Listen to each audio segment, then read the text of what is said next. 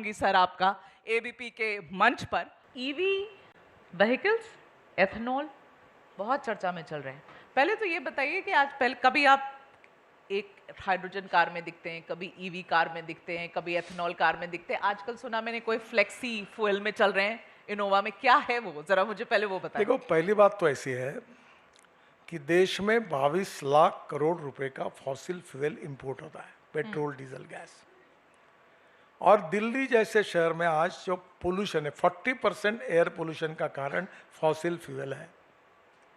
और इसलिए हमारी पॉलिसी है import substitute, cost effective, pollution free और इंडिजिनियस। जब पहले इलेक्ट्रिक कार बसें शुरू हुई तब उसकी कीमत थी लिथियम आयन बैटरी की $150 पर किलोवाट पर आवर। अब उसकी कीमत है 55 से $65। ओके। और आने वाले दिनों में बहुत जल्दी इलेक्ट्रिक और पेट्रोल, डीजल, ये इसका प्राइस सेम होगी। अब रही बात मिथेनॉल की। मिथेनॉल कोयले से तैयार होता है। आसाम पेट्रोलियम जो है वो 600 टन मिथेनॉल पर डे तैयार करती है। और अभी अशोक लेलैंड की बसेस बेंगलोर में 30 बसेस 15% मिथेनॉल डाल के 3 महीने पायलट प्रोजेक्ट चला है। मिथेनॉल का रेट है 22 रुपये और डीजल का रेट है 110 रुपये। हाँ। सक्सेसफुली हुआ। अब कोयला हमारे पास लो क्वालिटी का कोल पड़ा हुआ है, उससे ऐश परसेंटेज ज़्यादा है, उससे मिथेनॉल बनता है। अमोनियम नाइट्रेट जो माइनिंग में, एक्सप्लोजिव में लगता है वो बनता है, और उससे डीएमई निकलता है। और अमेरिका में 30 से 40% तक डीएमई एलपीजी में डालते हैं, तो उसके कारण हमारा गैस सिलेंडर 200 रुपये सस्ता हो सकता है। तो ये हमारे देश में हम इंपोर्ट क्यों करें? और इसलिए मिथेनॉल की इकोनॉमी है। तीसरी बात जो इम्पोर्टेंट है वो इथेनॉल की है।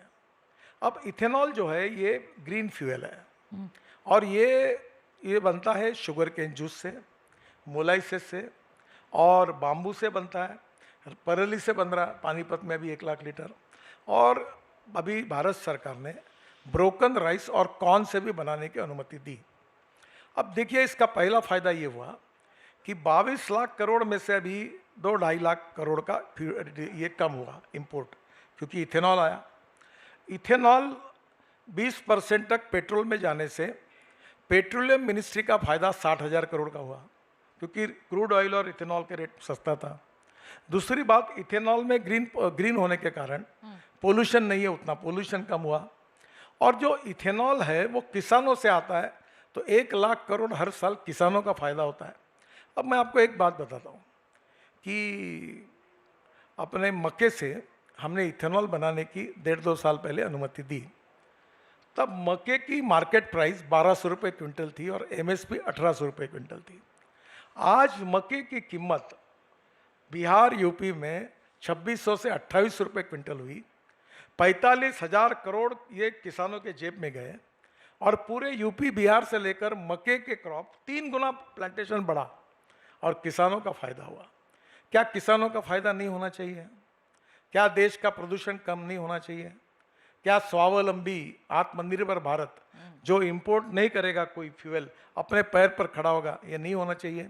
अगर ये 22 लाख करोड़ इंडियन इकोनॉमी में गए तो लाखों लोगों को रोजगार मिलेगा, ये नहीं होना चाहिए? मेरा सपना है कि 5 साल के अंदर हिंदुस्तान बायोफ्यूल और अल्टरनेटिव फ्यूल के कारण दुनिया में पहले नंबर पर जाएगा, और फर्स्ट नंबर पर देश को लेना है बिकॉज ऑफ दिस टेक्नोलॉजी। और देश को प्रदूषण से मुक्त करना है और आत्मनिर्भर भारत बनाना। और आखिरी बात, ये इसका फायदा किसका है? इसमें ये ऑटोमोबाइल इंडस्ट्री है जो 40,000 करोड़ नहीं, सबसे ज़्यादा जीएसटी भारत सरकार और राज्य सरकार को ऑटोमोबाइल इंडस्ट्री देती है। 4.5 करोड़ युवाओं को जॉब ये इंडस्ट्री देती है। आत्मनिर्भर भारत में सबसे ज़्यादा एक्सपोर्ट ये इंडस्ट्री करती है। थैंक यू सो मच, आप आए, अपना समय निकाला। Thank you for your time.